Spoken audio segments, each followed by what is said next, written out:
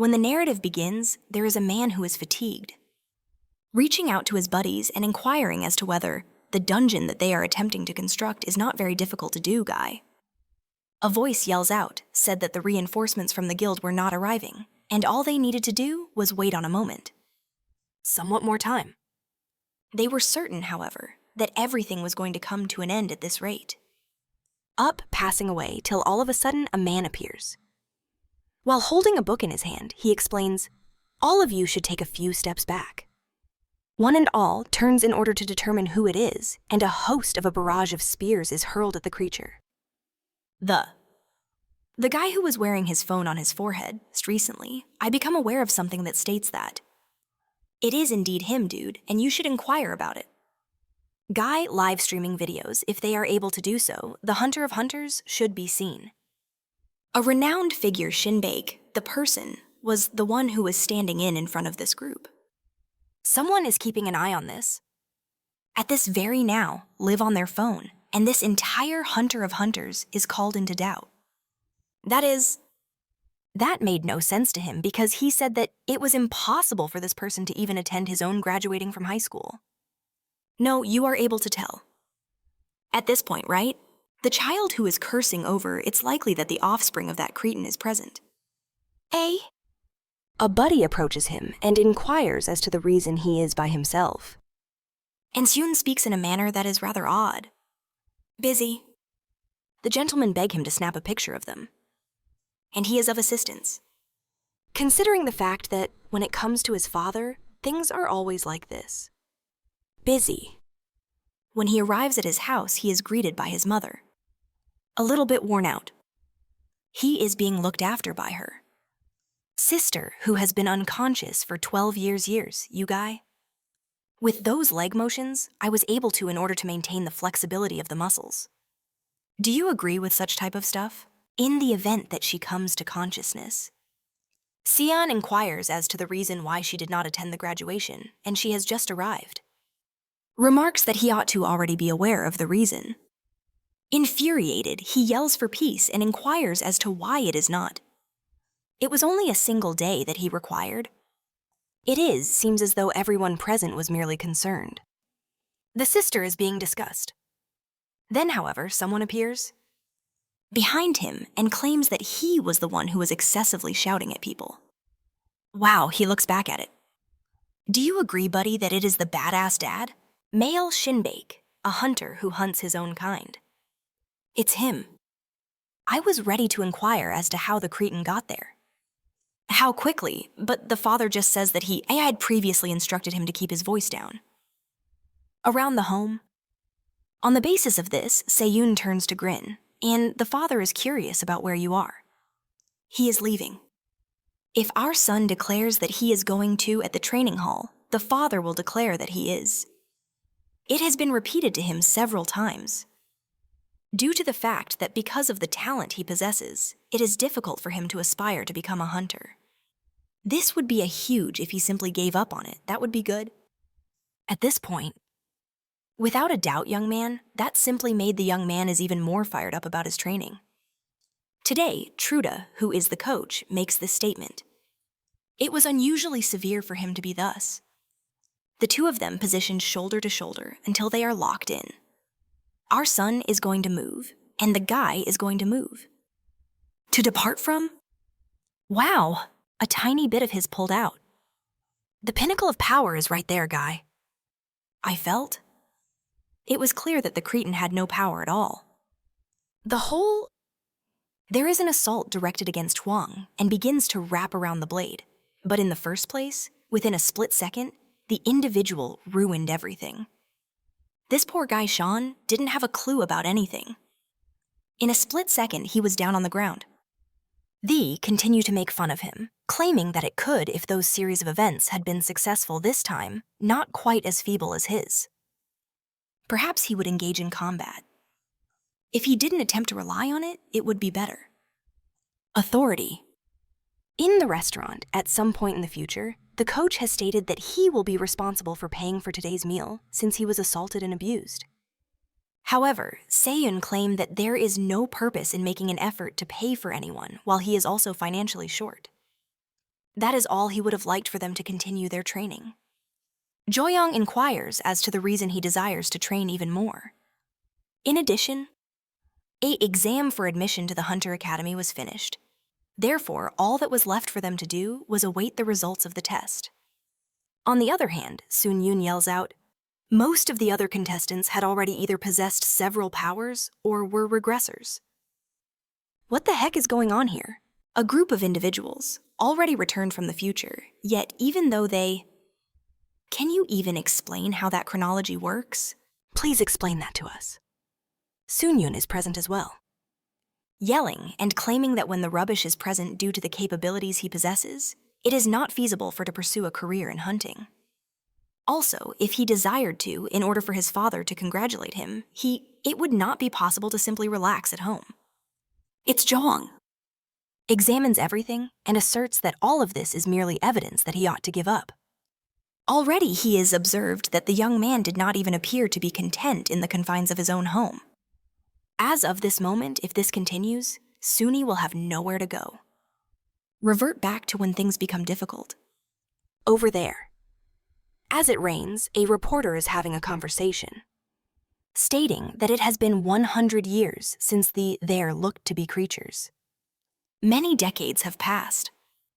From the moment those revolting monsters first appeared deceiving others by pretending to be human. Say that they are backwards people who should be in this world, yet that is nothing more than a fool's discourse. All of them, and they need to make it quite apparent that this space does not belong to these individuals. The house. What would be preferable is if all of them idiots went back to the hell from whence they had come. While he is delivering that, the person is Sunun is just standing there without making any speech. With the ringing of his phone, the communication from in order to become a hunter at the point in time. It was time for the academy. To add insult to injury, as if no one had been surprised, the idiot hadn't overtaken. Then everyone examines him and notices him, declaring or screaming that this location is where he already was a living horror to live in. A minute and 10 seconds, at a later time, he is simply standing there like A in the rain, the loser. Where it is located. This is his mother phoning, and the phone is ringing. He gives a response that is quite embarrassing, asking not just what it is, but in the following scene he is coming home afraid and frightened. The physician expresses that it is absurd to watch someone who is awakened after being in a coma for 12 years in a disease that is not quite as severe as it seems. The mother then stops sobbing and moves to another boy, and instructs him to greet his sister in the morning. It is without a doubt that this sister who is in a coma, during a period of 12 years, is going to awaken with as well as the most corrupted power in the entire globe. In the future, he is likely to get even more enraged. At a later point in life, the mother states that the sister is experiencing some little anxiety, so they will be required to maintain a close proximity to a great deal for her to begin to become accustomed to with relation to what? She requested our young man to take although he claims that he has a lot of work to do, shifts as well. Simply because someone has his diploma does not. In other words, he has all of the spare time in the world. It is his sister, according to his mother, although this man is yelling, claiming that he doesn't even remember the last time you spoke to her. It is you, ma'am. The main villain. The cretin does not assist us in any way. Either like him or not. Horrible jerk. Take good care of your sister, to put it mildly. This is what the father tells him. Must keep an eye on what he is saying, but our young man responds by arguing that the person who intends to says, keep an eye on what people say about him. That is not the case. Are deserving of all of this debate. The sibling in question declares that she does not like this and then begins, I am crying. The mother seeks to console the young lady. What's more, our young man merely stands there like an after uttering a lot of nonsense, such a fool. Following that, he began spending at least once every day. The patient spent 3 full days in the hospital. It is her. Our son came to the realization that his mother desired him to move closer and closer together.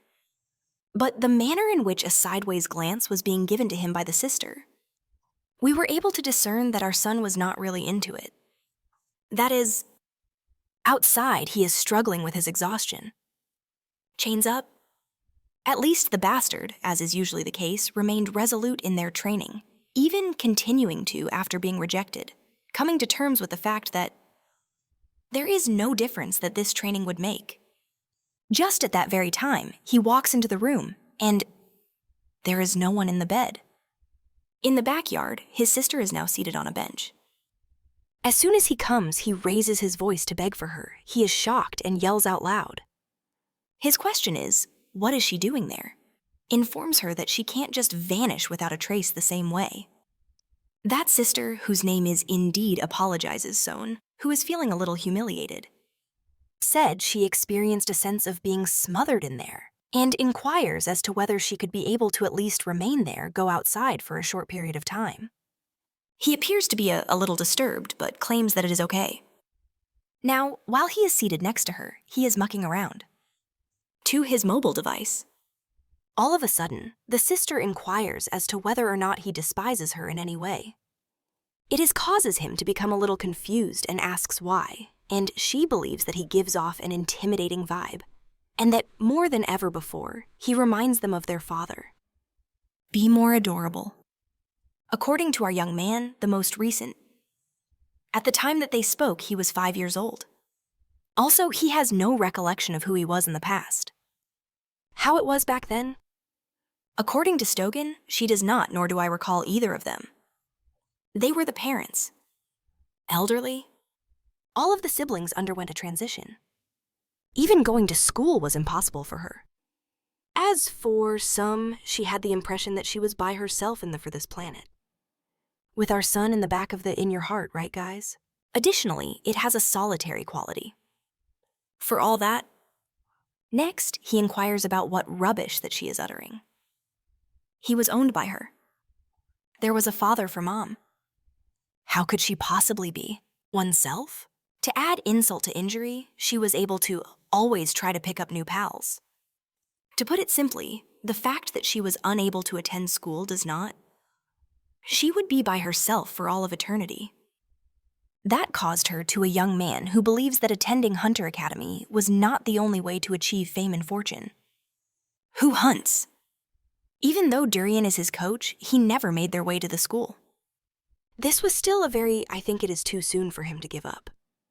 However, I express my gratitude to him and advise them to return. Then our young man goes and inquires about how she even gotten down to that level. The wheelchair was not available. In addition, her muscles must to be completely withered away. On the other hand, the girl doesn't it sound right, man? Put a deposit in my account. At this very moment, $1 million, and this was without a doubt. To hell with it. He inquires about the situation. And she maintains that throughout the entire time she was dozing off, she was residing in the fairy tale world domain. Realm? In that very spot, Sunun is standing with his jaw agape, recalling that reporter who was there. It was reported by whom that these individuals who came back, a group of people that come from another world evil spirits. In addition, the father is stating that for all the ability he possesses, he would never participate in hunting. When she was seen floating, the young man, who was radiant and tranquil, was there. Was taken aback. We travel back in time to the past. Learn whether or not this spoiled brat was a tough one, as well as in the past. It was the mother who turned up to go to school, the two children who were adamantly very filthy. It was their complaint. It said that the following day, they were going to compete more and then return to your house. To be sure, it is unexplored area for what Tomorrow Man will be. Whoever it is, already at their residence, she took a bath, ate dinner, and then went to bed. Then, as she laid down, Yan El pondered what she would do next. Perform tomorrow. But at that very instant, it was due to the appearance of a peculiar blue fairy, and stated that she had been selected to attend their event. I inquired as to whether or not she was interested in preserving that location. On the other hand, approximately 6 months were spent in that the world. However, upon her return, she discovered that the fact that 12 years had elapsed in her life, the world. In addition, a man is now being treated at the hospital, declaring that he is certain that his daughter is a one who has returned. The wristband that she is wearing could be a form of heightened talent, but it is not. Had no effect on those who carried powers within from another dimension. After that, the man inquires, in order to discuss the location that she visited, so on to be. Simply put, she asserts that the fairy outlined the things that she could and could not do. Do how to make use of magic and the information that need to survive, as well as the ability to deal with it, is the queen. He seemed to be a little perplexed. Correct? He instructs her to discuss this matter with him. Monarch. According to her, this queen was indeed in that universe. There was an evil guy, and there was a commitment that if she were to provide her with she had the ability to return to this planet if she beat. After then, the guy inquires as to whether or not she returned, attempting to assassinate the queen while the girl screams, refusing to accept. She was able to put an end to the dispute via conversation, and also failed to master any potentially harmful magic. It was the guy. However, it is said that none of it is relevant. The strength of returns is always present, harmful to it. As a result, the majority of gains the kind of might that could save another world. That alone was sufficient for him to reach a conclusion, to the extent that the authority she was given surpassed that of a hunter held at the S rank. At long last, it was the capabilities of a return are somewhat widespread. In order to differentiate themselves from the others they had in the world beyond this one. This is the reason why it is up to the relatives to keep a close check on her and prevent her from making use of her skills, no matter what happens. The hunter's day is tomorrow. She would be contacted by the office for contact. As of the entrance, Seun caused harm to everything, and just was a man who walked away. Regarding the fact that according to the results of the hunter exam, his in reality, having physical talents, was beneficial for engaging in hunting. His was the source of the problem. Ability was counterproductive in the fight against monstrosities. Specifically, this is due to the longevity. One of his shackles was much more severe than a standard A chain. Because of this, his capability was evaluated. F is the rank. What the heck? I was thinking it was like, despite Kurapika's formidable chains, the kids' chains don't. There are certain Walmart chains that are hungry. Appropriate. After then, the sister appeared in a relatively, it was awkward, and I asked him if he was not shocked. He did not have any reason to be afraid. In addition to that, in comparison to the previous, there had been no changes. It was simply Seun who ordered her to go to hell, guy. The unfortunate young lady wilted and uttered her opinion. She would rather be by herself. I am really sorry, Sunyan. Female. As she stood there shaking, she attempted to comprehend the reason for this, but he just yelled at by telling her to vanish without a trace. The man, armed with that, she stood up and walked away. And there he was. Once again on the street by one's lonesome. Surprisingly, now he pauses and asks himself what he's doing. Carrying out. What is the reason for his pitiful behavior? During the course of his inquiries, he answered, finds that individuals are congregating in sorts, and ponders the reason why. This is in the center of the crowd. His father, who was as bloody as he usually was. Is that correct, man? He is putting forth a lot of effort. While everything was going on, his sister was at the wen, glancing out the window of the hospital, recollecting the reprimand that she received. He didn't seem like the boy from before. At that moment, she vanishes and departs without a trace. The man who flies. She ascends a little bit above the city and comes to a halt in relation to that same playing field from the past, recalling the moments both of them are being cared after by their mother. They are. Their return, there was the only thing she want. Whenever it was. First, she begins to cry, reiterating that she desired to return to the place. Then all of a sudden, a group of guys shows up behind, and she makes a complete spin. The one with the blonde hair? Wright asks her what she is doing there if she is there. She is doing okay. Really, she has no idea how to do it.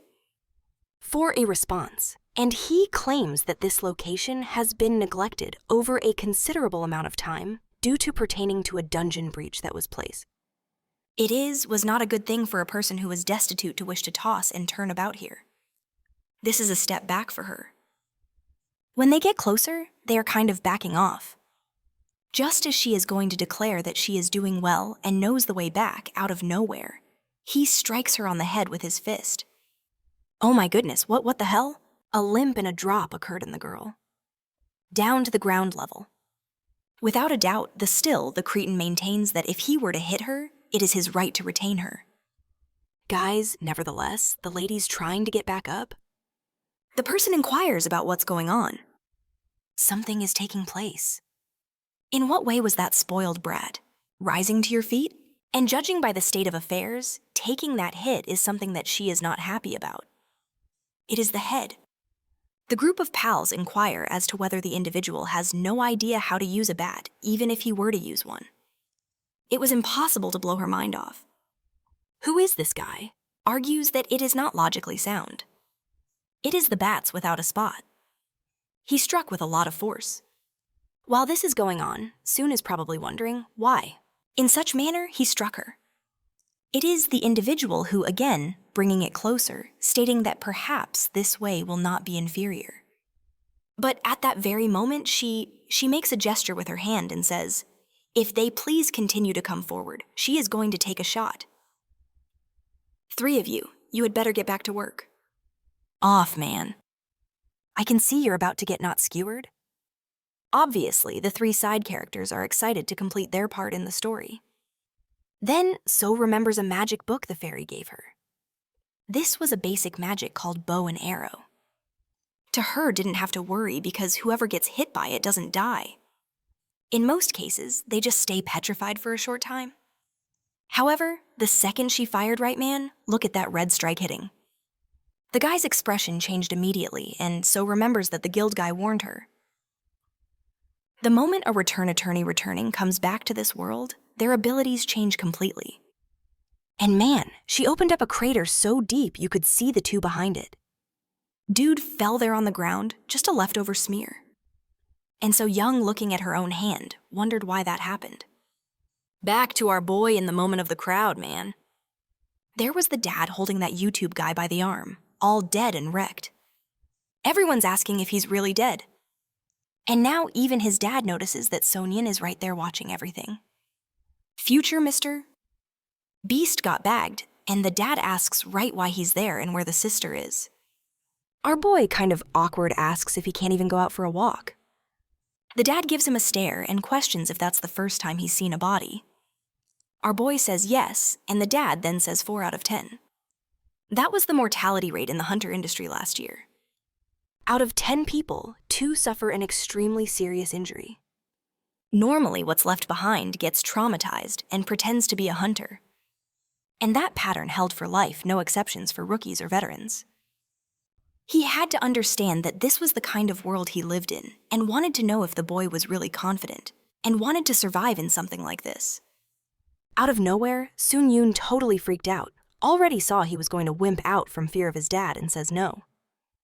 The dad just puts his hand on the guy and says he's sure the son can't handle it. That's why the boy's all messed up too.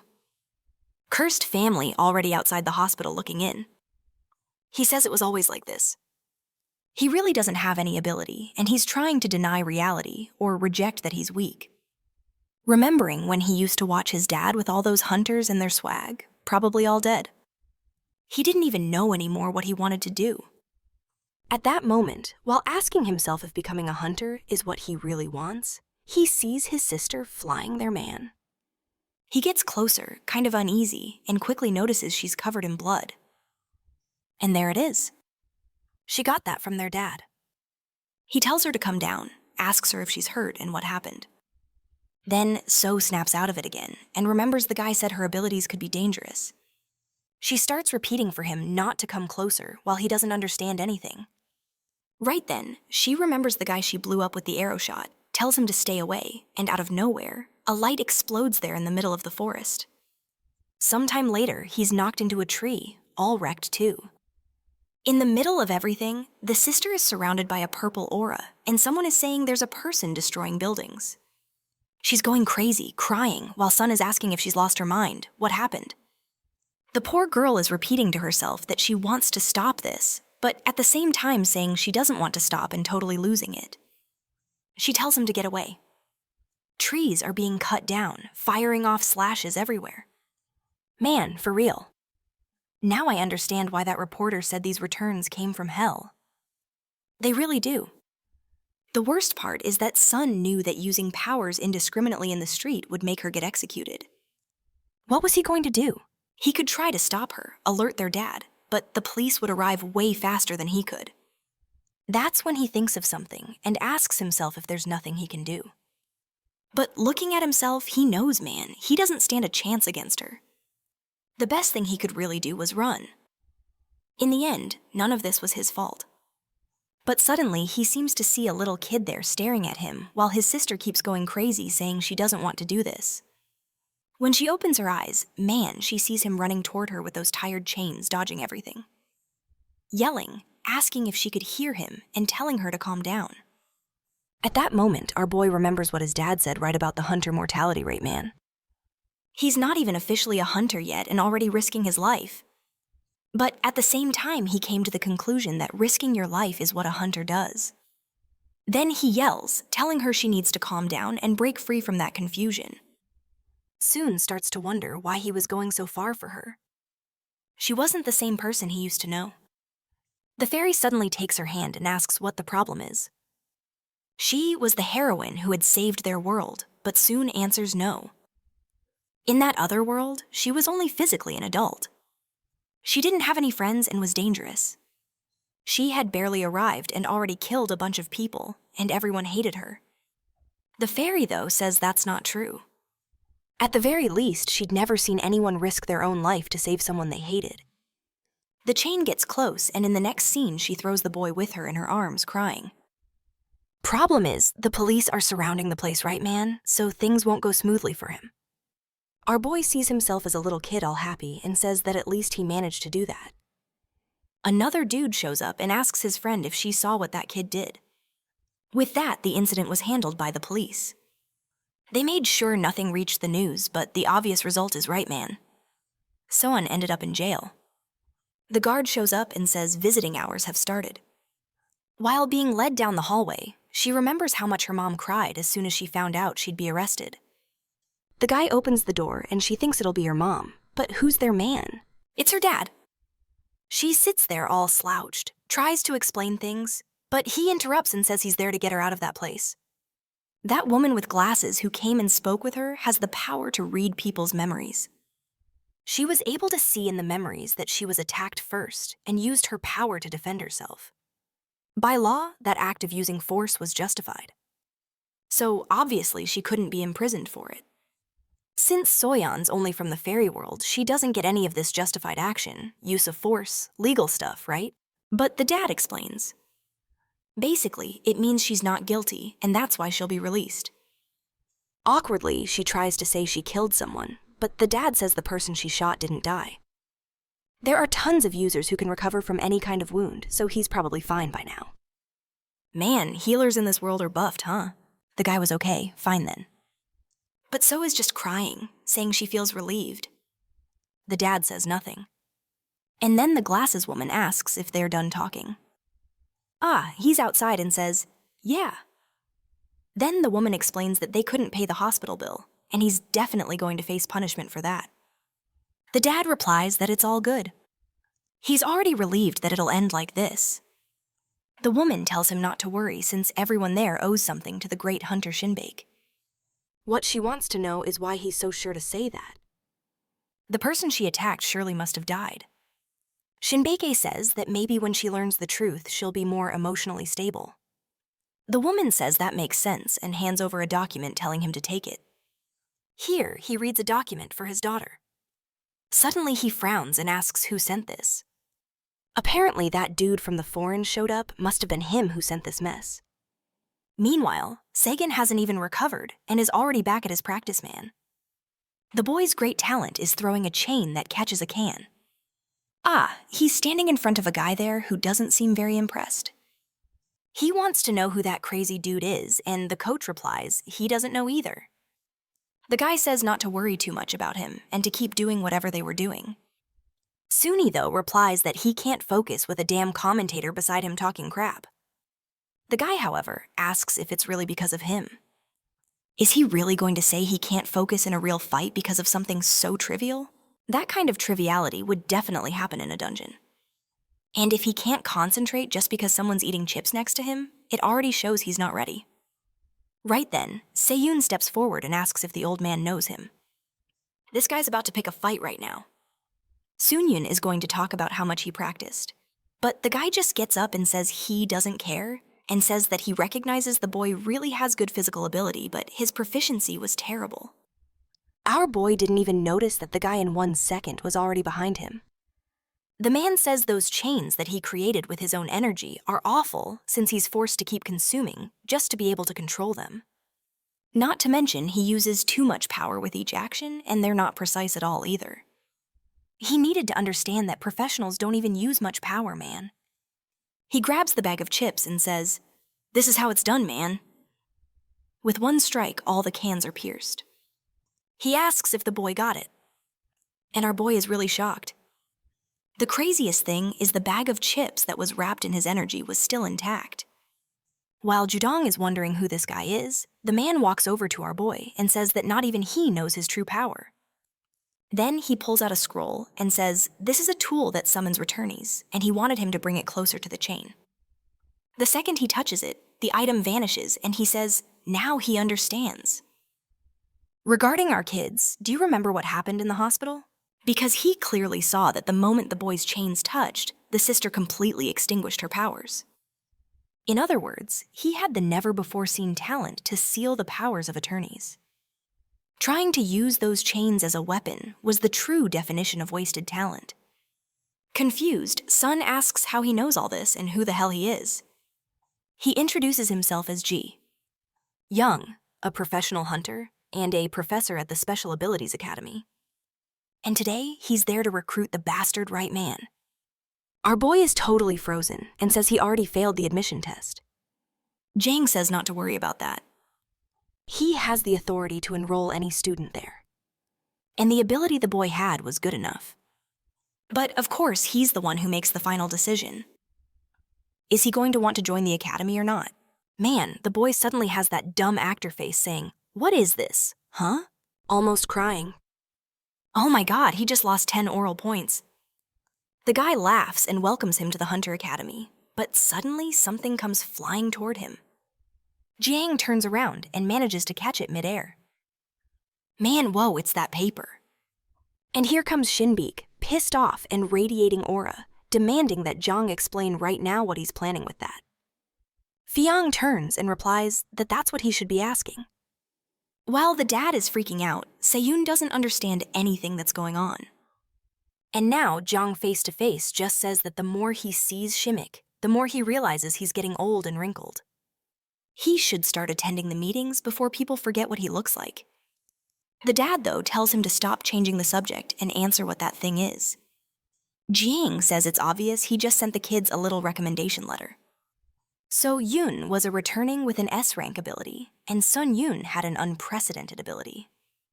The dad, though, says he doesn't accept that for either of them. Even though So Yun had an older body, she only spent 6 months in the other world. So she still has the mindset of a child and can't go to an academy like that. Jang, however, says she needs to adapt, man, and he's the one who always says that. Besides, it seems her power is going out of control at this moment. Without knowing how to use her powers, she was basically a bomb. And the only chance was to train with the experts at the school. But the dad says that he alone is already enough to train her. He glances to the side and says that besides that, this boy there didn't have any talent. And he tells our boy that he needs to understand determination. Without strength only leads to death. Here goes our boy who's emo one moment and hike the next. But then Zhang says that he's wrong. He saw with his own eyes that this boy was brave and threw himself in to save his sister. He has the bravery needed to become a hunter. But Shinbeike replies that that's not courage, it's recklessness. He turns to our boy and asks if at that moment he knew what his sister's ability was and if he really thought he could stop her power. Sun, all crooked, tries to explain that he was just afraid she'd get hurt. But the father cuts him off and says that's the problem. He wasn't focused on the outcome. The only reason he's still alive now is because he got lucky his ability worked this time. But is he going to live as a hunter who gambles with luck every time? Woo Jae-hyung was trying to recommend the boy, but did no thing. That letter wouldn't get him any special treatment. In the end, he'd just end up at that academy. He'd get crushed by the competition. Man, this dad really doesn't help either. Such a bastard to bring his son down. While the two are arguing, Seyun asks why the father always does this. Why is it that not even once he has the guts to say that he did a good job? He's not even praised for saving his sister. Something that should be obvious. He's almost going crazy there when suddenly someone grabs his arm. It's John who praises our boy. Now that a teacher had recognized him, he was closer to his dream. Our boy's all awkward, saying it's not really like that or whatever. But the guy tells him not to overthink. All he needs to do is follow the path he believes is right. Looking at the chains in his hand, he says he trusts the work the boy has shown, and obviously says straight to the father that he shouldn't care about people who don't acknowledge him. Even more so with someone who doesn't know a thing about him. Man, I thought this dude worked for the dad, right? Like some kind of spy? But apparently they don't get along either. And the dad says now, and he understands why the kid is so obsessed with becoming a hunter. It must have been this guy who was the idiot that gave him this false hope. The dad's aura makes the guy start sweating cold, but the boy slaps himself in the face while mentally thanking the teacher for helping him clear his head. Then he says that at first he really just wanted to be like his dad. He wanted to be acknowledged and prove that he could win. He only thought about pathetic things like that. But that day in the hospital, things were completely different. And now if he was ready, man, he was going to become a hunter, even if it meant having to fight against his father. But Shinvik turns and says he knew. Words alone weren't enough for him to understand things. Man puts his hand on the boy's shoulder, leans in close to his ear, and tells him to go ahead and try. Then our boy even flinches, and the dad says that soon enough he's going to realize he wasn't born to walk this path he's trying to follow. The father would give him 1 year to enter the student council. If he couldn't even do that, he would be forcibly brought back home. Jang tries to say something, but the dad just tells him to shut up and warns that soon he better protect his sister. Her powers weren't stable at all, and like it or not, the only option was to send the boy along. He better make sure she lives peacefully at school. And just like the first condition, if anything happens, he'll be brought back immediately. He asks if the boy understands, and of course he says yes, right? That one listens to his father. With that, the guy lets him go and walks away. The three are left there looking like fools, saying they really thought they were going to die. Already out on the street, Jung calls for him, asking if he didn't go too far, saying the boy would have to make it into the student council. He should know that only the strongest could get into that position. Him being rank F and still in the first year, it would be impossible. The father, however, says that if the boy had the courage to say to his face that he's going to become a hunter, that's the least he should be able to do. The friend keeps insisting, and then Shinbake says he never wanted to bring anyone down this path. But remembering that our boy said he wanted to be like him, he turns and says that in the end, he ended up dragging him along anyway. Back at the hospital, Soon is looking at the admission letter and is all happy. With that, the month of February came to an end. And there's our boy practicing with his tired chains. March came with a sudden change. Man, that was the boat for the students of the Hunter Academy. And now it was departing, guys. Next chapter. What was that about him saying he must be lying? There were still people there. The whole place is burning down. Looks like it's the dad, right? With the hand that killed everyone. And our boy yells, saying, "A hunter shouldn't act like that." Suddenly, he wakes up in bed. White hair? I don't think that was the protagonist. Who's this guy? I'm not even going to try guessing too much, right? We'll find out soon enough. The one with glasses asks if he's okay, right? Because it looked like he was yelling in his dream. He says yes. And then the dude says he must be the new student since it's the first time he's seen him there. The one with glasses introduces himself as Purium. What a name, man. A second-year student. And the one with white hair shakes hands and says his name is Seal Subin. Nice to meet you. We're on the boat. The siblings are looking at a box full of supplies, wondering why they're getting so much stuff. Are we going to get a survival arc in the forest like Hunter x Hunter? I'm down for that. Ah, I get it. That's our boy's suitcase. And it looks like he stole a bunch of stuff from his dad. Damn it. I'm here daydreaming alone. Suddenly, the sister gets up and says she's going to look around. He tells her not to go alone, but she says she'll call him if anything happens. She knows the room is 105, and by our boy realizes he's raising a child. He looks out the window thinking the important thing is to know what they're going to do for mom. Meanwhile, there's a blonde guy on deck saying that this new life at school is going to be full of encounters, and he needs to make friends with strong people, right? To make life easier. But that was just what a beginner would think. And that's why Purium is acting like that. Apparently, he's not all there in the head, and the two beside him are trying to figure out what this crazy guy is talking about. The blonde returns to normal and says that getting close to other students is good. But next time, it'd be better to bring along a really pretty girl of his age. The one with glasses apologizes, saying, "This crazy guy, Juan, is kind of a girl addict." I don't blame that rascal. And there he is annoyed, saying he's been looking all over and hasn't seen anyone. But look who he ends up seeing. Right, man, feeding the birds. She's kind of sad that the birds aren't taking her chips when suddenly she drops the bag. But at the same second, Woojun shows up, picks it up, and hands it back. She all cutely thanks him, but this guy, man, he's not right in the head. Right away, he says that she couldn't attract any birds, but she managed to attract someone else.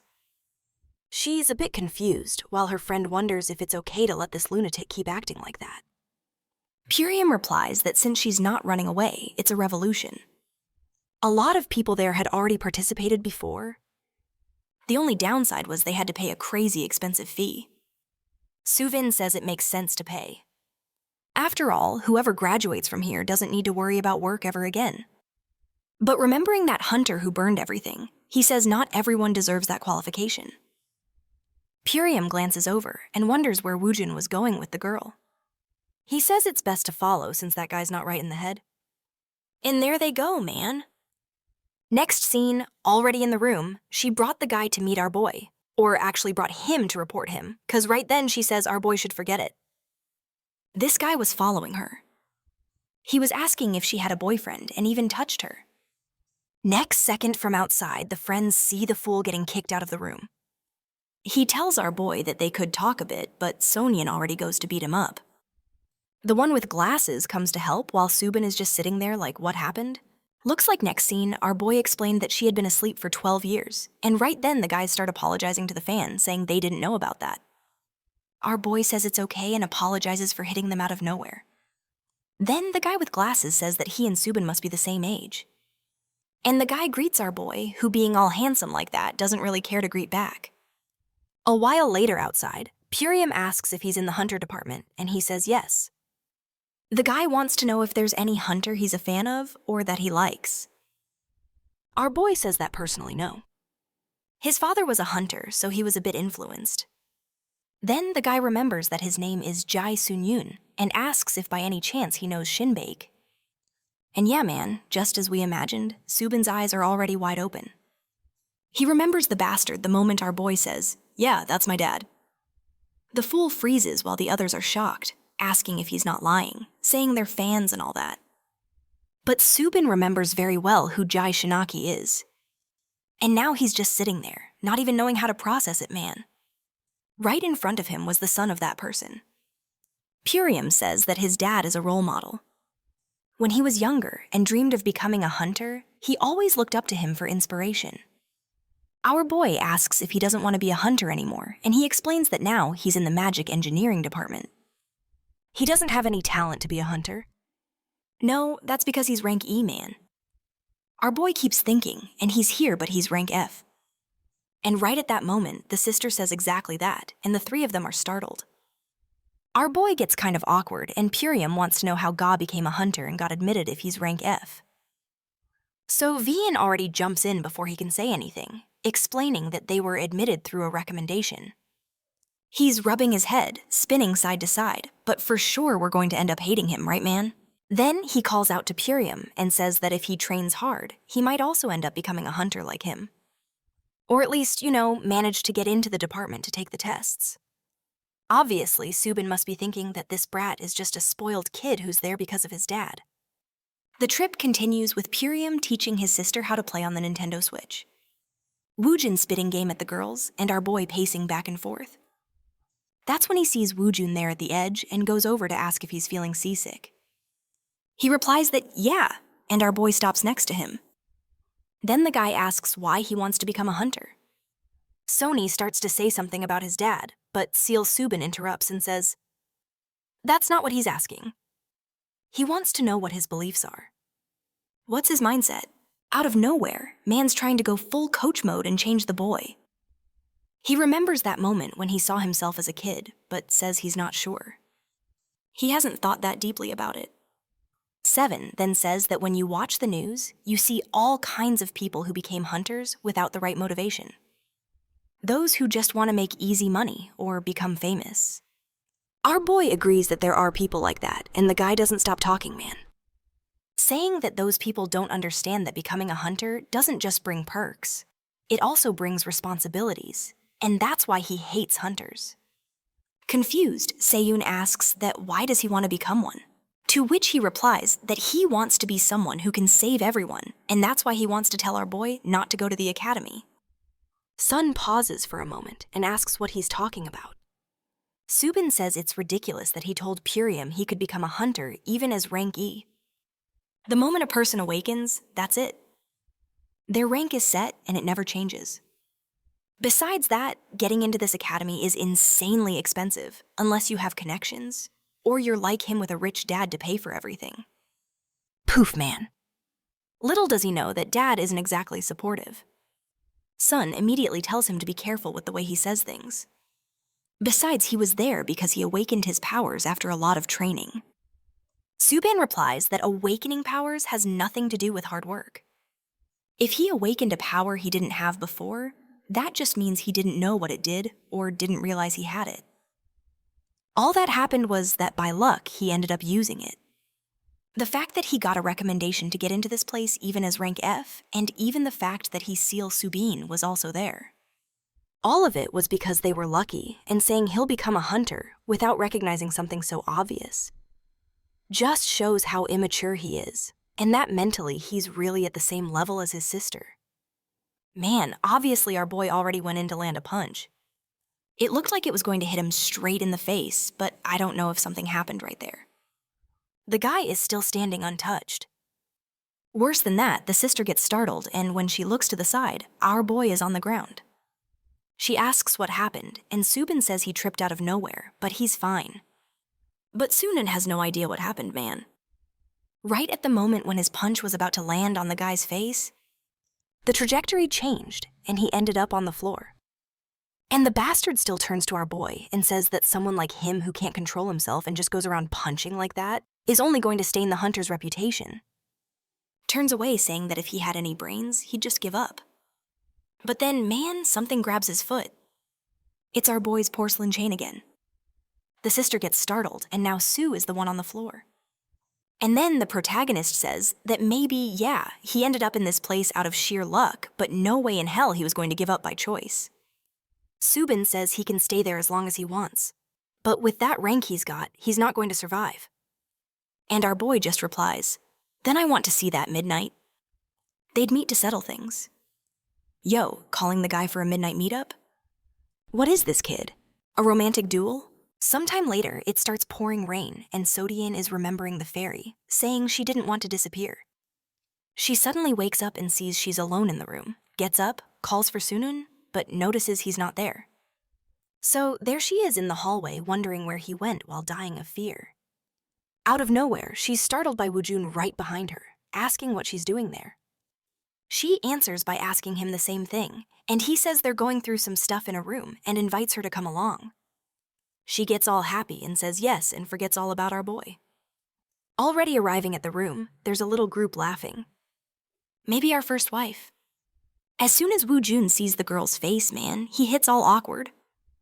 Weirdly, out of nowhere, he turns around and tells that friend of his, Uni, that he's leaving. The friend asks why, and he says she didn't mention that girl was going to be there. Our boy's sister, though, already walks in all happy, saying the place is full of food. The orange-haired girl tells Wien not to just stand there like an idiot and come sit too. Anoi says fine and joins in. The girl asks who the new 188 is, and he answers that she's a friend of a friend or something like that. And when Son says hi, the other one doesn't look happy at all. What's going on, man? So much drama on this boat. Purium is kind of confused about Soyeon being there and asks where Son went. She says she has no idea. When she woke up, he wasn't there. And of course, Purium also notices Subin wasn't in the room. Plus, the interaction between them seemed kind of weird. Maybe something was going on between those two. At that exact moment, the two are facing each other. And our boy wants to know why the other guy has a raincoat on.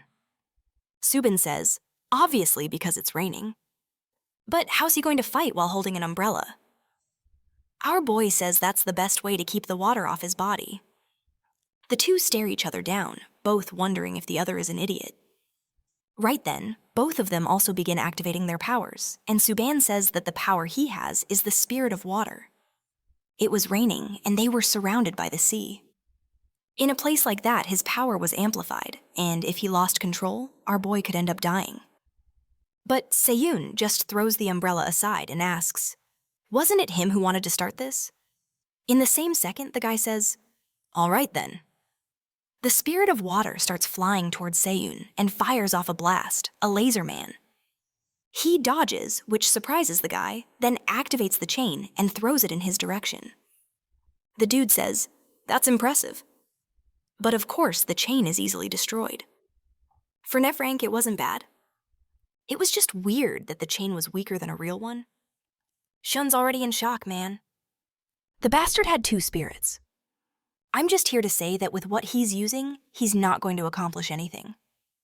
The resistance was so low it couldn't even be used to attack or defend. Now there's our boy doing flips, dodging everything. The only thing he's got left. Once again, he pulls the chain, launches another attack, but the thing shatters against the wall, and the bastard even asks if that's the only useless tactic he's got. He should have realized by now that he hasn't taken a single step since this started. It's time he understood why he doesn't belong in this place. The boy says that it's exactly because he hasn't moved or taken a single step that he didn't notice. When the guy looks down, man, there were some little chains by his boot.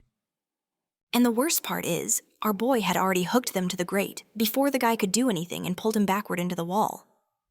And our boy says that he's only been using the same tactic because it's the only thing he can do. I thought he was about to drop an epic line, but the kid's just humiliating himself. Now, yes, he really humiliates the fool man, saying that he was bluffing, apparently because he doesn't seem to have that high of a rank. That's because if he did, he wouldn't be getting beat up by an F rank like him. Subin then changes his expression and says that, all right, let's start taking this seriously. Sun tells him to just come, but now we're back in the room with that buff guy saying this is theft. Looks like the girl there pulled an SS-ranked character full of steel stats and all that. And she's kind of awkward, saying she just got lucky. So asks what this is, but they come explain it's a board game. It seems to analyze the power of the person creating it, and the character sort of matches that. Damn, so that girl, there is S of rank man broken. Now it's Purium's turn, who clicks the little button and creates a B rank mage. What? I didn't really like the concept of this game, bro. The game's supposed to be badass. It's going to be trash. Just leave that for real life. But Purium is explaining that the same tech used in this game is the one he uses in the training equipment. Woman, he handed it to So and told her to test it out. Thank God the thing didn't activate, but she's sad, wanting to know exactly why not. He's kind of confused. The blonde guy has no idea either, and the orange-haired girl says maybe she's too weak or doesn't have enough power. when suddenly the device says that Player 5's ability couldn't be analyzed, and it was estimated that she might be a regressor. The game was explicit, man, with the girl being tortured. Everyone gets shocked and she receives a random secret class. Everyone gets excited, saying they're jealous that this is insane. Wuan then turns and asks if this is really true. Then he remembers that Jang told her she had to keep it secret at all costs that she was a returner.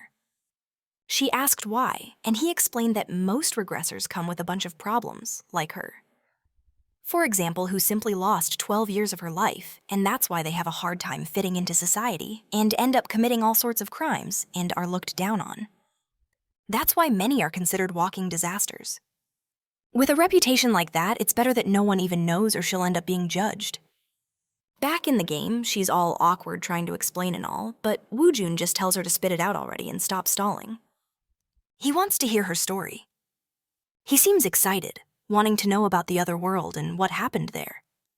She gets the Dragon Slayer class while everyone's curious to know more about her, even though the others are excited. She obviously should be hiding it, right? But poor thing's a kid, weak-minded and already getting all excited, right? Because no one's scared of her. The brown-haired girl says they don't care about that, and at that moment, she gets all excited and says, "Okay, she's got to tell them." Of course, the orange-haired one probably doesn't like this one bit, right, man? And right away, says she heard that most regressors face countless creatures and opponents. By any chance had she already killed someone? Right then, Son remembers the guy whose chest she blew a hole through. But just when it's getting interesting again, we're back at the court with Subin saying, it's a shame because even though his techniques and strategy were good, none of that was enough since he ended up on the floor. And with that, he must have realized that sometimes the easy power some people get is stronger than everyone else's hard work. That's why many give up on their dreams because of a low rank. While others, man, already showing the sister, get abilities out of nowhere and become untouchable. That's how the world was. Be it power, family, connections, even abilities. There was a clear limit to what someone could achieve with just both power. When he entered the Hunter Academy, he was going to find out that there are people way worse, crueler, and stronger than him.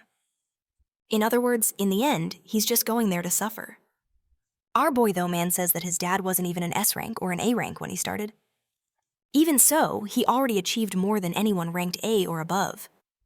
They cleared countless A rank and S rank dungeons and saved countless people. Everything he did was basically through pure effort. He might be an F rank, but he wasn't going to give up that easily. Subin says that apparently he knows a lot because of his father, and he asks if he remembers the S-rank gate that appeared in the city of Mapapo 7 years ago. Sunan frowns and asks why he's suddenly bringing that up out of nowhere, and the guy replies that that gate ended with countless casualties, not just because of the monsters, but many people also die because of the hunter's power. The protagonist asks why he's bringing that up, and Subin says it's because no one criticizes anymore what happened back then. Seimin is about to say that the hunters had the reasons, but Subin interrupts and says that it was his father who killed the younger sister he had. And it was ridiculous for him to say that he had no choice but to sacrifice a bunch of people to save a few. A hunter should protect everyone. Once again, he asks what Seal Subin is trying to do. While he's going through all this and what kind of hunter he wants to become, while all of this is happening, there's someone peculiar listening from the side. And of course, now we're back right at the moment when the orange-haired girl asked if she had already killed someone. No one could say anything.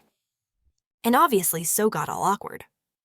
She kind of got tangled up in her words and suddenly stood up saying she was going to the bathroom. She put her hand on her chest, looking a little embarrassed, and ran off. The fool laughed, and then Purium asked Midori why she brought that up out of nowhere. She kind of off-apologizes and says the girl is in the engineering department anyway. Even Purium says no, she's in the hunter department. Suddenly, the girl changes her expression and says that in that case, she's not ready. A hunter isn't someone who just has to kill creatures. Sometimes they need to kill other people. Taking lives is part of the job. And with that mindset, she wasn't ready to be there. Sodium went to another part of the boat. Her heart was pounding, and she kept wondering why she ran away.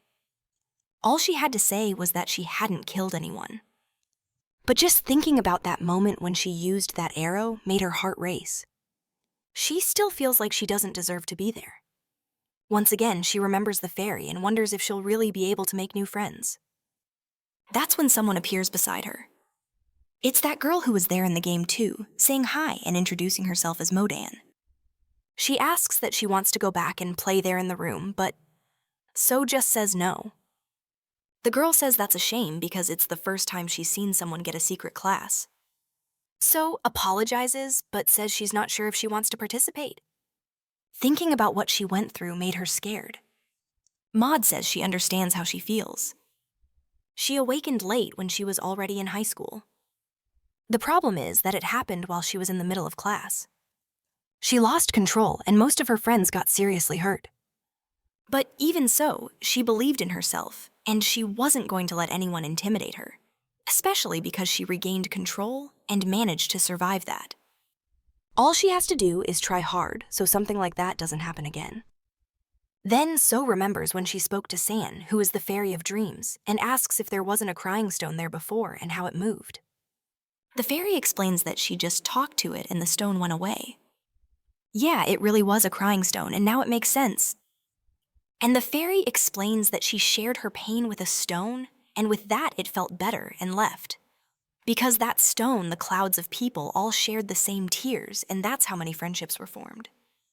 So smiled and said she was right. All she has to do is try. While they were thinking about heading back to the room, an attack happens and grabs their attention. They follow it and of course end up right in the middle of the protagonist's fight. At the moment when Subin was talking about the Mappo incident 7 years ago, Samian replied that no one blamed the father because he wasn't at fault back then. He had his reasons and it was necessary. Right when the guy shouted that his sister died and his father was a murderer, So was startled and hid, trying to understand what they were talking about. She only clearly heard that 7 years ago, her father had killed Subin's sister. Then the guy asked why Sayun wanted to become a hunter. The protagonist responds that he already knows Subin wants to be a hunter who saves everyone. But he, on the other hand, never even thought about what kind of hunter he wants to become. And he knows that a lot of people on this boat think the same way he does. But regardless of whether he had a goal or not, if he was taking it seriously and giving it his best, that's what mattered in the end. But that just makes Subin even angrier, who says that they're completely different from each other. He went in again, but our boy managed to dodge, grab his stomach, and throw him to the ground. This Suban guy isn't right in the head either, man. Out of nowhere, he starts screaming. A laser shoots up from him, tearing through the clouds. Then one of the spirits comes right up to our boy's face and sends him to the ground. But he notices something strange. The spirits were starting to disappear, and once again Sayun comes back, man, but now lands a hit right in the middle of his face. That's when he realizes that out of nowhere, someone had placed a power seal on his arm. For sure it was when our boy went in and grabbed him by the stomach. Right. What he can't understand is why a mere student had something like that. Obviously, right? The bastard stole everything from his dad. And then our boy says that in the end, he's still getting beat up a lot. Angry, Subin comes at him again while his sister is wondering what they're going to do. Then someone appears next to the two of them, asking what's going on. In the middle of the fight, Subin was wondering what's up with this person who has such a meaningless goal, taking things so seriously. He says that regardless of the goal, what mattered was what he did. That was completely wrong. They were not the same at all. Then Subin remembers the day of that dance when he woke up in a desert in the middle of nowhere. Man, around him were countless bodies of a bunch of dead and buried people. That day, he ran endlessly through the ruins, wondering why that happened to him. What kind of coincidence made him deserve that hell? The ground was soaked in blood, but the stars were shining like never before. He stumbles, crashes to the ground, and wonders why no one helped him in that tragedy. If they were hunters, they should have helped everyone there. Then he sees an illusion of himself older, saying that he would become the person he needed, someone who would save everyone. And now he's remembering Sun saying that they're the same. But he was sure that if that wasn't true, then they were completely different. That's because he always wondered why hunters with the best powers always only use them for selfish desires. He then tells Seong that he needed to take all of this more seriously. Soon-young, though, just replies that learning responsibility and why he wants to be a hunter is the reason he's there. They stare at each other for a moment when suddenly they both hear something to the side and look. A really weird guy had fired a shot into the air, and our boy asks who he is. We see a bit earlier that it was Purium who had arrived, man asking what the two were doing and why they didn't just stop already. He comments that they could get hurt, and just then Sodian remembers the guy she killed. Earl, calm down now. But she's calm, saying it was best to stop them right away. Pyam asks how, and she says, "Just stop the two of them, man. Just get in the way and they'll stop." But the guy says that a fight between skilled people is like jumping into a shootout. Then Soon imagines that if she jumps into the middle of the fight, it could end up activating her powers, which would be even worse. The kid then looks at her and tells her to stay there, that he'll handle it. The weapon he pulls is a magical tool, the ad, and that's how he fired the shot and made it go off. All this drama just for this kid to fire a shot into the air and try to give both of them a moral lesson. Luckily, right after that, Jung shows up from behind and asks if he really fired a weapon. As far as he remembers, magical tools aren't allowed in the academy or on the boat, so the three of them would have to go through discipline. Next scene, with the boat stopping at the island man, Woo Jun says he lost. Even he, who's considered one of the worst students, hadn't gotten a disciplinary penalty before arriving at the school. Suda is apologizing to Purium, who says it's fine, but in the end, it was his fault for firing the weapon. Besides that, the weapon he brought was something the teachers asked him to develop, so the situation wasn't going to be that bad for him. But then he looks at our boy and says that for them, things were going to be worse. Either way, they deal with that later. It was time to head to the dorms. She thinks it's weird because she thought she'd be staying near Suni, and he explains that actually on this island, there are several dorms scattered all over. That's when So starts getting scared of being near that Miju girl. Then the girls take a look at their phones and see that at least she and her brother are in the same dorm. Right when he says the name of the place, which is really weird, someone drops their suitcase on the ground. It was Subin. And obviously from the look on their faces, it must be in the same one. They just stand there looking dumbfounded until a woman shows up saying hi and introduces herself as Yan, and that she's the supervisor of their dorm. Soon starts to relax a bit. At least that strange girl isn't with her. And Moden says that apparently they're together again, so it's going to be great. Considering she's with her brother and her only friend, she's sure the semester is starting off well. Then we see about 100 years ago in a chaotic era when monsters devour people and users of evil abilities roam the world freely. That's when a man had the idea to create an educational center for ability users. After some years and avoiding the eyes of the authorities, he created a small school by himself on an isolated island. Sometime later, it became known as the Hunter School. In that place, nationality, age, or education did matter. As long as you had an ability and were awakened, you could be part of it. Ah, man, don't give us that fake marketing. We already know that if someone sucks, you kick them out. Even though the island seems small, the big difference with the school is that the whole island was the school man. Not only did it have quality materials and really good training areas, but also a vast amount of information. The infrastructure there was as advanced as a big city. And what made that possible was that every hunter who dreamed of becoming strong saw that place as the sanctuary of education. And that's when Sodium was arriving, who had no idea of the prestige of the place and thought she was just arriving at some ordinary school. She's getting ready, and our boy shows up telling her that the entrance ceremony was about to begin. And so the first semester of the first year begins. Man, I've got a weird feeling because this story already blew a guy up in half, and now everything's super calm. You know, I'm sensing danger and chaos coming. Day of the ceremony in a dorm room. Our boy's there saying that she finally arrived. It's So-in, and he wants to know where the other person is. Moden explains that Subin was still getting ready to go to the thing, and man, the boy's a bit off, right? Who needs to get ready for a ceremony? She says it's obvious he needs to get ready, especially because he's this year's freshman representative. And then there's Sabubin Man swearing in the name of 2,625 new students that they would follow all the school's rules. Our boy wonders how the guy who got disciplined before even arriving on the island was now the representative. But he's forced to admit that if he's the rep, then at the very least he must have one of the best talents. That water cannon he saw shoot up into the sky showed that he had the ability to deal as much damage as an A rank. But what if they hadn't fought on the boat while it was raining? Or if he hadn't also prepared that power seal and thing? He knows that if Suman had gone all out from the start, his chances of winning would have been way lower. But the thing is, like his dad said, he doesn't just have to survive. He has to get into the student council. He didn't have time to be happy just because he got admitted. Classes were starting right after the ceremony, and he imagines that since it's a hunter school, he's going to be able to learn a lot of cool stuff. That's when Young shows up the supervisor and says that Soon has to head back to the dorm.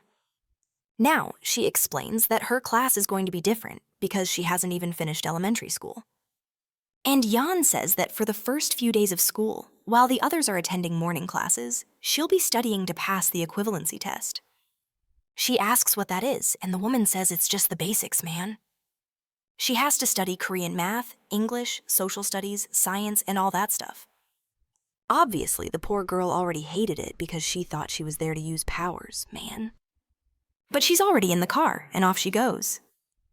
Sometime later, it's our boy's first class. The first thing Safadi was going to study was hunter ethics. Strangely, everyone's got this little red thing in their ear, and Sububin is wondering where the teacher is if class starts in 1 minute. Obviously, must be one of those punctual types, man. The second it hits noon, the door opens. Someone with hair comes in, everyone looks and sees the guys on a kind of hoverboard, man. Everyone looks, and man, I said hoverboard, but it really is one. I didn't think the bastard was going to come in like that. The guy looks at everyone and drops. And nice to meet you only in Japanese, introducing himself as Hajiarjin, and he welcomes everyone to his class. Before anything else, he wants to make it clear that he hates the school. Not just this one, but most institutions.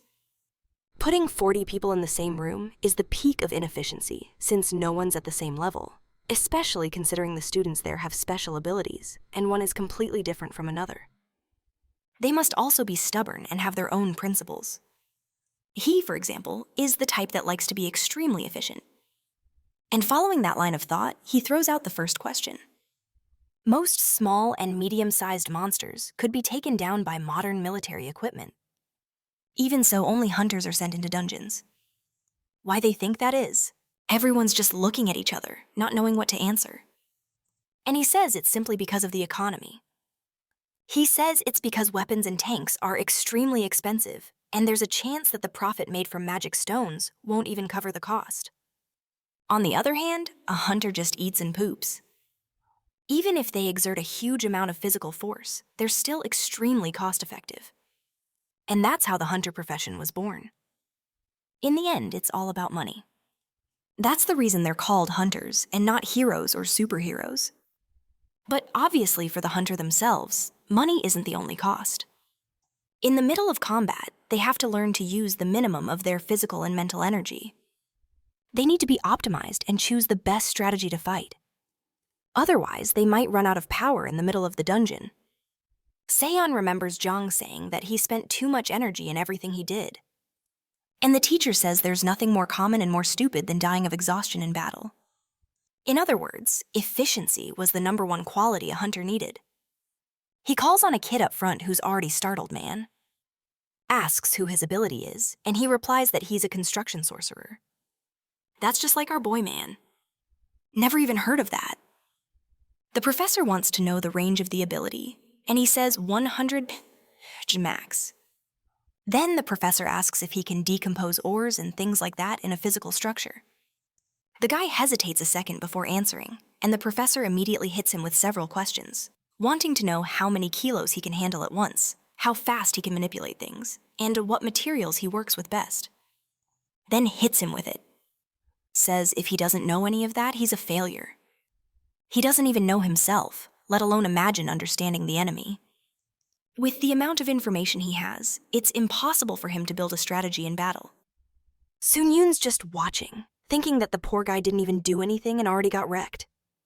Then Hajiara looks at him and calls the curly-haired boy.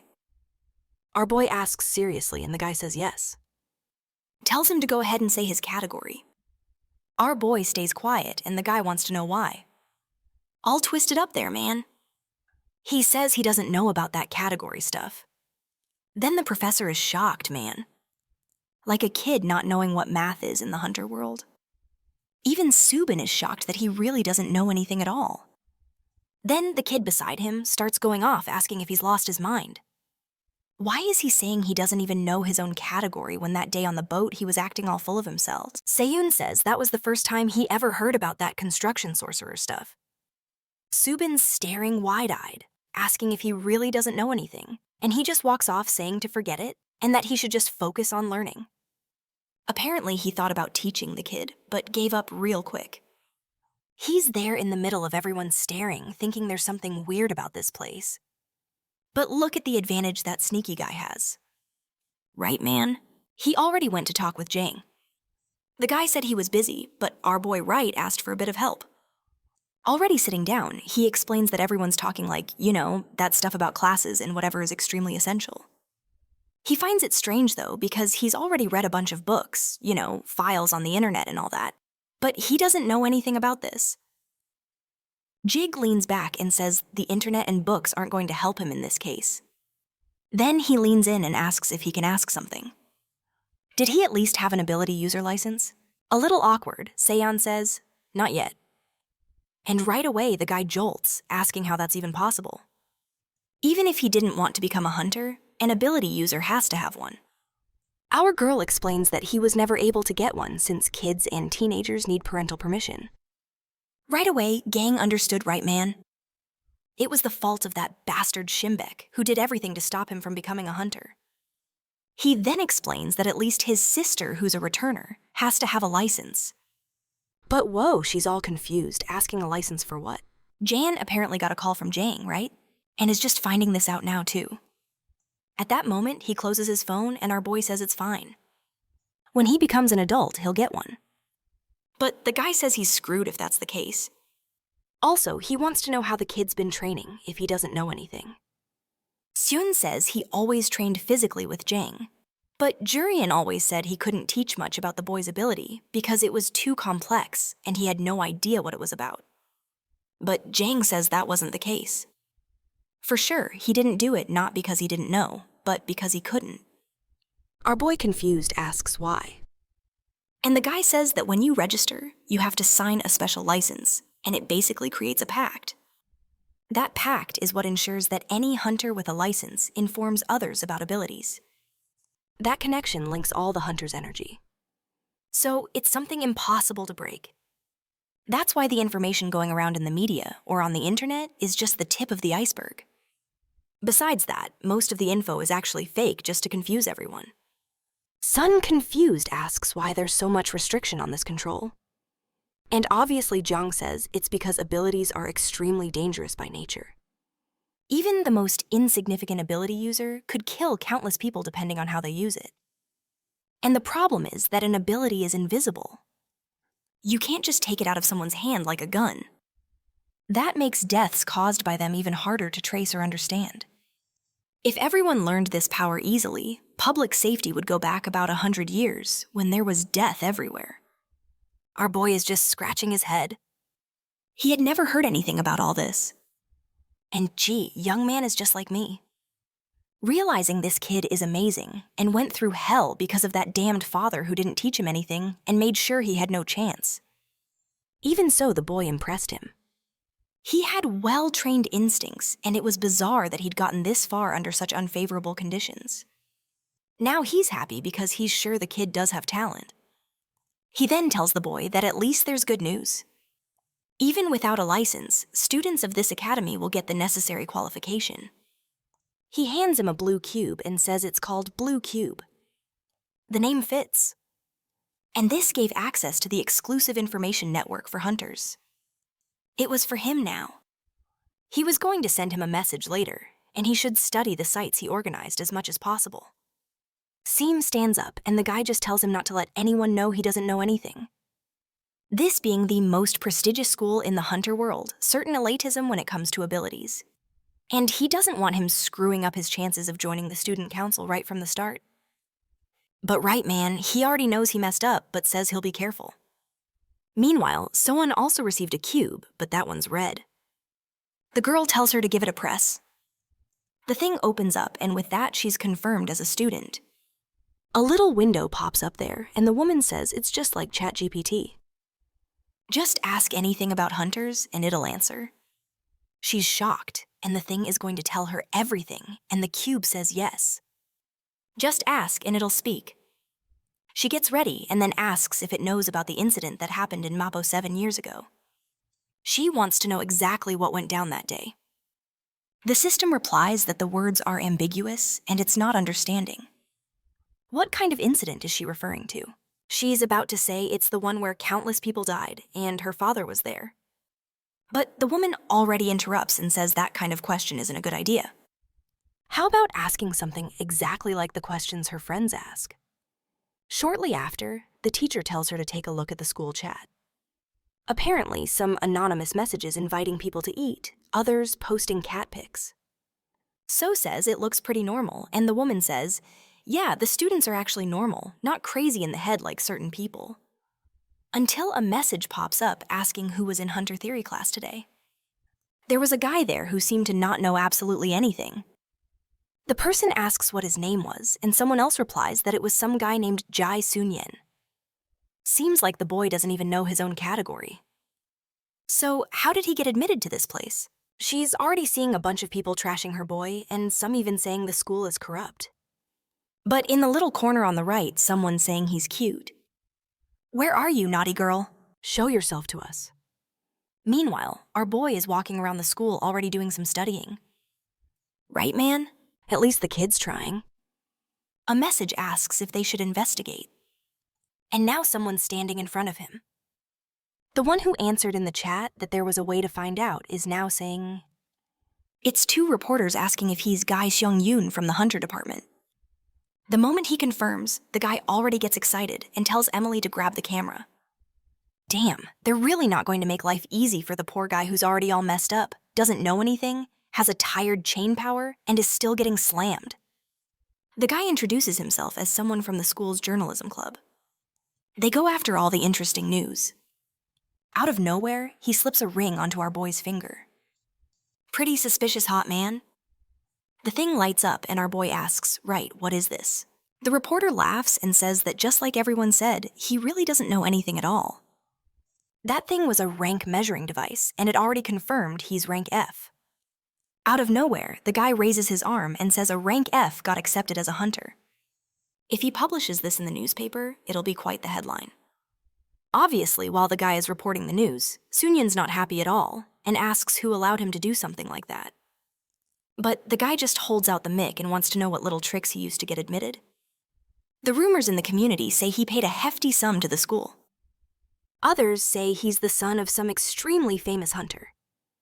Our boy, though, loses it, goes up to the reporter, and tells her to lower the camera. She gets scared and obeys, but the friend says no, she can't call herself a journalist acting like that. Sun just says things are going to get physical if he doesn't give back that ring. The weird guy, smiling like a lunatic, says if he wants this interview to end, he'll have to knock him down, which is impossible for a rank F student. But there he is on the ground, man, begging to be let go, saying he'll return the ring. No need to worry. Sunyoon, though, is already wondering how he's supposed to get into this so-called student council with people like this around. Next scene, something says that changes came quickly. Hajira says the creature combat tests would be conducted in teams of 3 or more. The guy in the tank top tells Seun that his team is already kind of full. Another one replies that, unfortunately, he doesn't have space for the boy either. And a girl says they only accept people of rank C or higher. What was his man? Poor guy is already seeing that everyone is going to reject him. So he goes up to the professor and says there's not much he can do.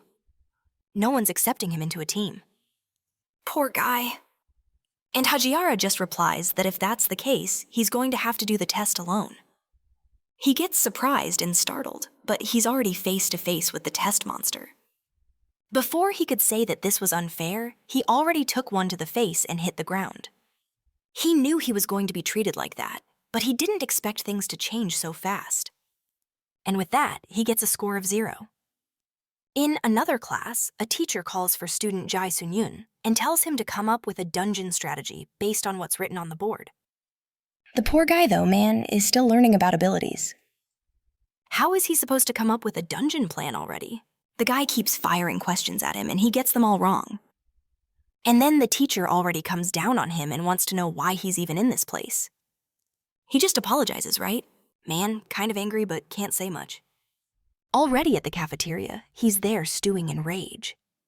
He didn't care about the students, but the teachers were trash like this and were already getting on his nerves because that bastard just kept asking him questions the entire class. Not to mention, it was clear he was giving him the hardest questions. How was he supposed to know the weakness of a monster that showed up in 1986? Then Sovian shows up and gives our boy a little hide, but he gets startled. Maud comes and pushes her, giving a little wave and making a face at him, which already tells him that with the terrible reputation he's got, it's better not to get too close to his own sister.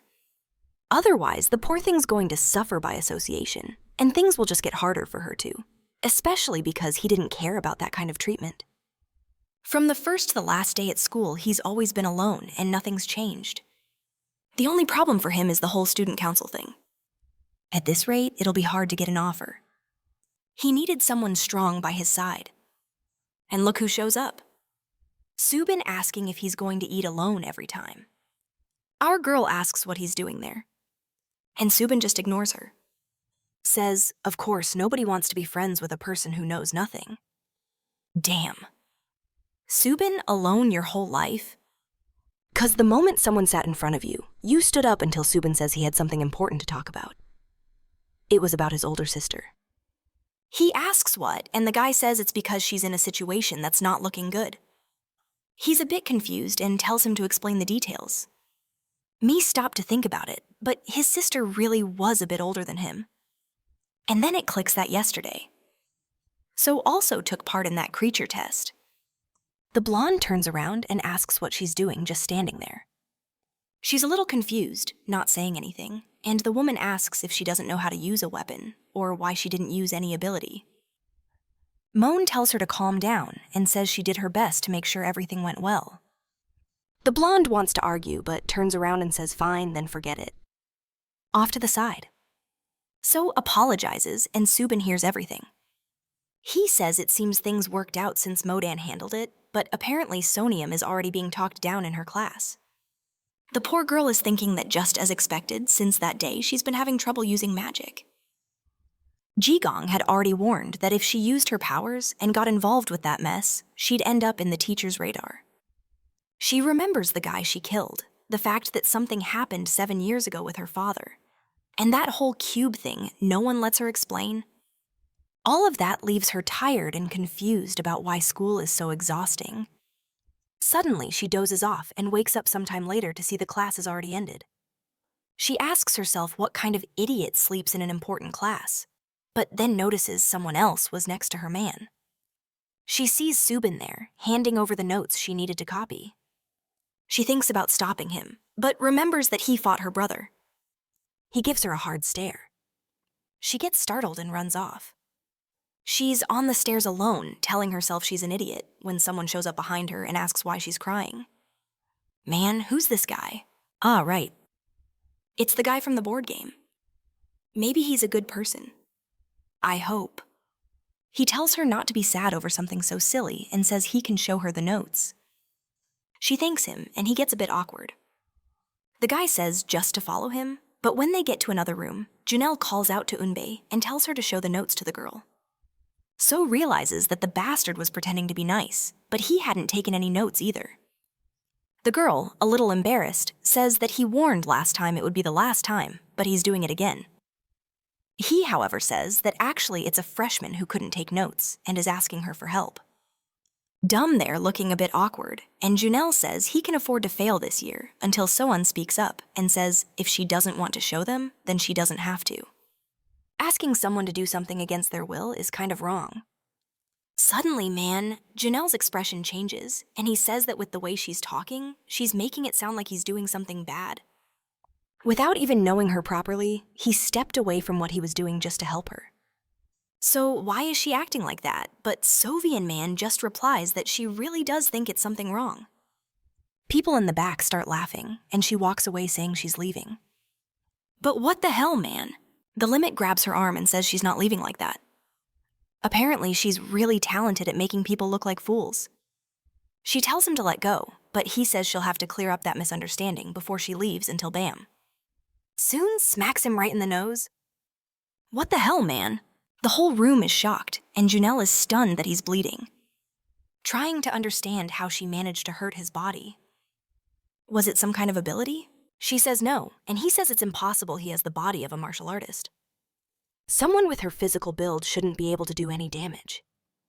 Then he says now it makes sense because she's a regressor. Obviously, he said it on purpose so the whole class would find out. Some start saying that if a girl with that kind of body her martial artist, she must have used an ability.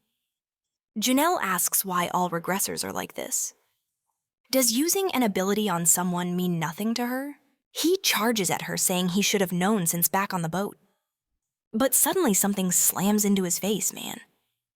It seals Subin, saying he sure has a big mouth for someone acting unjustly. Janelle asks who he thinks he is, and he just responds with his name, saying he's a freshman this year. Besides that, he's been watching everything from the start and hasn't seen So Young use her ability even once. Janelle says that's impossible. She had to have used her ability, otherwise there's no way she could hurt him. And now he just realized Subin used an ability too. But he just ignores what the fool said and says Janelle should already know that regressors have extremely superior physical ability. And besides, no one in this room saw any kind of power being used. So it's clear she didn't use anything. In the end, even if she had used it, he was the one who grabbed her arm first. Not to mention, he clearly exposed her secret on purpose and lunged at her. Compared to using an ability, his actions were way worse. Janelle goes after him, saying he's going to beat up the scrawny kid. But man, out of nowhere, there's just a flash of light behind him. And he answers that he never runs from a fight. Strangely, some girls nearby raise a sign with his name out of nowhere, and Janelle realizes he's about to get beat and embarrassed. Back in the cafeteria, he tells our boy that he understands he's trying to avoid his sister to protect her and not mess things up for her. But now that everyone knows she's a regressor, her life isn't going to be easy either way. Our boy puts his hand to his face and says he doesn't understand why, but things are never easy. Mr. takes a look, sees the sister, and asks what he's going to do. It's not like he has much power to help her either. Then out of nowhere, Woojun's right next to him saying that maybe there is a way. He turns asking when the crazy guy even showed up, and Woojun says this instant ramen used to taste better. Back in the day, they were softer, tasted better, and had more meat. The old lady from the cafeteria was way more skilled. It's just a shame that accident happened. The two are still staring at him, not really understanding, and the blonde guy slaps the table, saying he misses the old cafeteria lady. Subin wants to know what he's doing there, while Soyun says that's not the important thing. He wants to know what Woojun meant when he said there was a way to fix this. They turn and say what they need is to improve her reputation. If it started to be spoken of more positively, for sure people would bother them less. Sean replies, then it's easier said than done, and Wuhan says he has to get ready for the observation class in 2 weeks. Armoy asks what that is, and he explains that it's a match that will happen between classes 90 and 91.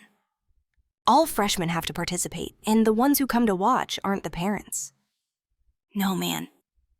It's the top hunters in the entire industry, including members of the biggest guilds and the famous ones, the heads of corporations, and all that, man. Everyone involved in the hunter world comes to see the freshmen. Unfortunately for our boy, right, his dad is a hunter. So, at the same time, he has a dad. He also has a hunter, but he sees it as a great opportunity to improve his reputation. Subin, however, says that if you count the number of people, that's a lot. How is that even going to happen? The guy says that last year they were divided by student ID. If nothing changed, it'll be the same way. All he has to do is find a ranked student to train with and show what he's got. If our boy wanted it, he could give him the name of a really weak kid. But man, as if that's what he wants. Woon's already kind of confused and sure that bastard wants to fight against a rank A or rank S. Sometime later in the library, he remembers that he talked to Jung and asked to take a look at student records. Obviously, the guy said, "Right, man, that only teachers could see that." But the sneaky guy, it seems, handed him the card to deliver the welcome message to Chung. He went to check out the students and find out who the regressors in these classes were this year. He doesn't say so, but it looks like he found out who they are. And now the plan is to challenge them when the observation class begins. And then when everyone is watching, he just has to use the chain to immobilize that person. Man, it's such an obvious and easy plan. No doubt it's going to go wrong. Scene changed to another dorm, where Janelle is slamming the table saying that damn Soon made him look like a fool. Miju wants to know what he's going to do. He says the perfect chance is at the observation class. He's going to show that kid who's boss. Miju laughs and says she's not too confident that the guy who ended up with a bloody nose from a slap is going to win. But she agreed with him that it's really easy to hate that Sodayan and asks if he wants her to take care of it for him. Journal asks if she thinks she'll win, and she says yes, definitely. But in exchange, he'll love her favor. Janelle keeps insisting, saying her chances are low, the girl's a regressor. But Major just says that it's exactly because she's a regressor that it will be easier. And here we go with a time skip, folks. It's already 2 weeks later, and our boy is ready. He opens the door, and damn, ma'am, there's an entire arena packed, my dude. And the sneaky guy says it's time to prove himself. Meanwhile, So-Yum is there in class, saying she couldn't do anything again. Apparently, it was about using a pencil to cut up some little blocks. I didn't really get it. Then Jigon calls her and asks her to come with him for a bit. Right after, he says he's taking her to where the observation class is happening, but they're kind of in the middle of nowhere, and she asks if there really is a class here. He says yes and tells her to just go through that door. There were several paths leading down to the underground of Area 13. While going down, he asks if she's ever been underground before, and she says no. Then he says that back in the day, the school used to be a big secret, so most of the buildings weren't on the surface. They were underground. As she starts going down, man, she sees the place is a massive city. She asks why they have a secret base, and he says it's where the most dangerous and important things are kept. Incredible items and magical tools that could bring chaos and destruction. There were even terrifying creatures that have been captured for research. Besides that, there are secret places that not even he and a teacher have any idea what they're about. She, however, is just looking at the city and making little flowers with her breath. Right outside the elevator, he asks how school life has been lately and if she's having any trouble. She says it's still hard to make friends, but at least she has Modan. Not to mention Purium and Ween are nice to her too. Sub, she's not sure. She thinks he's a good person. Aside from those, though, the rest of the school avoids her, and she figures it's because of the issue with that guy Janelle. She got nervous when he came at her because she was scared she'd get hit and end up triggering that power. She gun paths her head and tells her to relax. Regardless of the danger it might cause, she could count on him and her brother to stop the power. What happened last time definitely wouldn't happen again. The door opens, and there we are inside the arena. Manhwa comes up to greet them, saying he's exactly 1 minute and 42 seconds late. But Jang just ignores it and says now he'll explain what this class is about. As previously announced, this would be an observation class. The seniors and juniors will form teams and fight in 10-minute matches. And the reason this is happening underground is because of this arena built by Matto Engineering. Little Button Click raises a barrier. Aang explains that they'll be given equipment and some training clones will be created. Any damage they take will be transferred to the training clone. He lands a punch in Hajara's stomach, but it's the clone that takes the hit to the stomach. That just means in this match, they can do whatever they want and use all the power they got without worrying. Right then, Hitsuru understands what he meant about her not needing to worry too much either. The professor tells them to relax. It's supposed to be interpreted as seniors giving some lessons to juniors.